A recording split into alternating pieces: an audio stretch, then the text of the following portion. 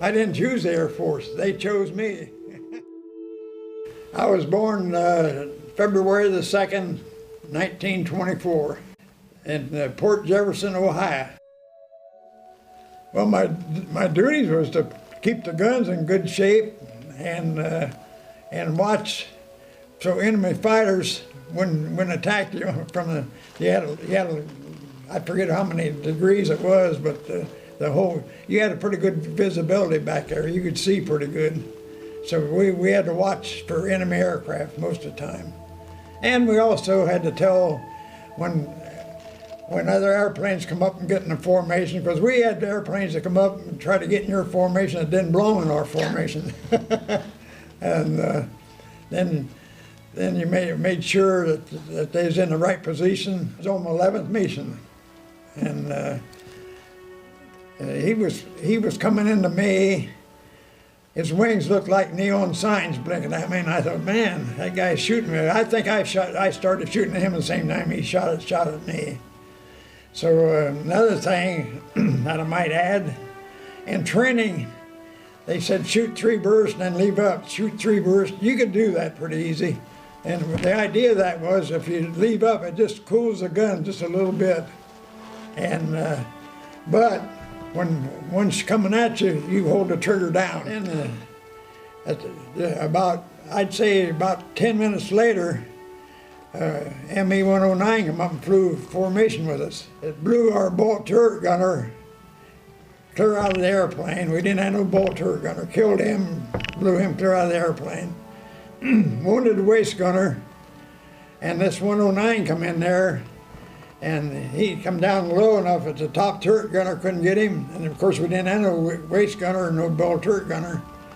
And the radio operator, we didn't have no radio gun. They took those out. He couldn't have got him anyway because he couldn't have shot down that way. And then the co-pilot, he could look back and see him, and he said, everybody stay off the intercom but Kempy and I, called me Kempy.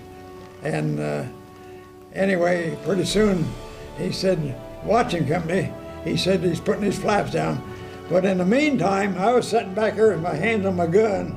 I was scared to death. I never moved my head, never moved the guns, which was the best thing I ever did in my life, and I didn't even know what I was doing it.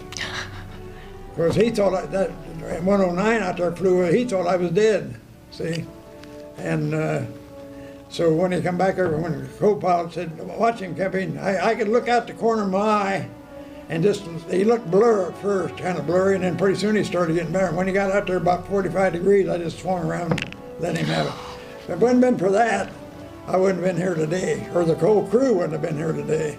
And I got 1,500 yards in front of our troops. We were supposed to bomb the Germans in front of our troops, see? Because the Germans were breaking the line, they were coming back just like the Battle of the Bulge. Only this here was before the Battle of the Bulge. Mm-hmm. And on that mission there, we dropped our bombs, and a lot of our bombs went on our own troops, killed a lot of troops there. You don't hear too much about that, but then I remember going to briefing the next day. They said, well, you guys didn't do a very good job yesterday. They said, we're going to send you back to St. Louis. Now, we went in at 12,000 feet. That was low for a bomber. And then the second day, I was on the 10th mission from July the 25th, St. Louis again, in front of our troops. I put 12,500, that was lower yet. But we hit the Germans that time, stopped them. And here's the truth, Mike. You know what they are?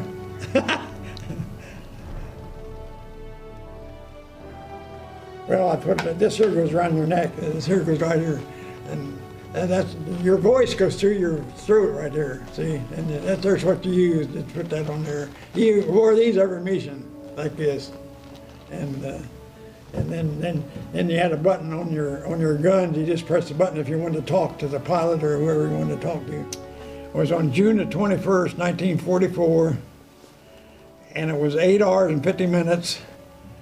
And it was Berlin, Germany. Man, that was a rough mission. And we flew at 28,000 feet. And the target was headquarters building.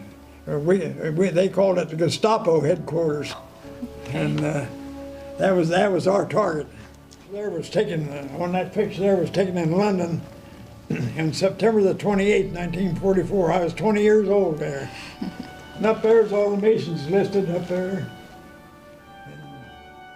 And I guess the rest of it speaks for itself.